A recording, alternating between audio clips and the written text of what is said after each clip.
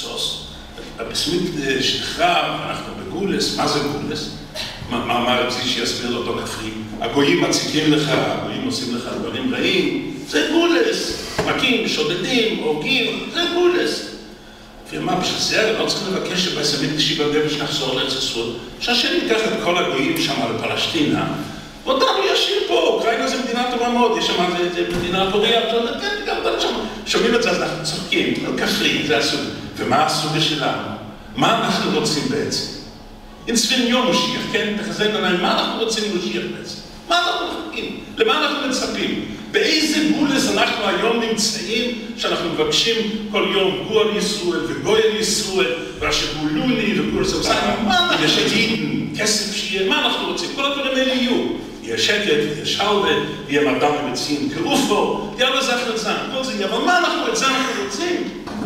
זה יכולנו לעשות תוספוי, את המשיח הזה יכולנו לקבל את בית הבקלות. אנחנו בגולס הנפש. לא בוער לנו, לא אכפת לנו בכלל, לא כואב לנו, אנחנו יוצאים החוצה. יש עולם קר. יהיה איזה צדיק, יש מישהו כבר שמפעל שמרס לבריחות, עובד השם. הוא צדיק, הוא פרימר. אנחנו רגילים. אנחנו רגילים, אנחנו בגולס.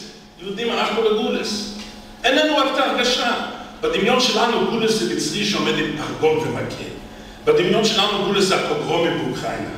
גולס האינקוויזיציה. אם יש 61 חברי כנסת, ונעשה חוקים, וישמרו שבס, ולא נלך לצבא, ולא יהיה מכשולס, אנחנו בגולס יהודים. מרגיש את זה. הרי קירבס השם, צריכים לספר לנו בכלל שיש כזה קירבס השם ליטויב. צריכים בכלל להכניס לנו לראש את זה. אנחנו בגולס. לעשות, ולהגיד, ללחוש בשעת מעשה, מזרה ויוסף כועסים.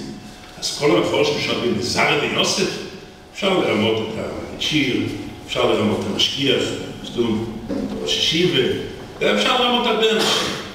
את מי אתה מרמה פה? את הנורא? דברים מובנים אי אפשר לרמות. מה זה מזרה ויוסף כועסים? אומרים במפורשים כתוב, נעל ינקל ויוסף סייבו, כל יהודי נקרא הבן של יוסף, כוח של יוסף. אם לעניין האנהור אנחנו בנים של יוסף, זה לא סתם איזה סגיל לעניין האנהור. יש לנו מושרש מיוסף, מושרש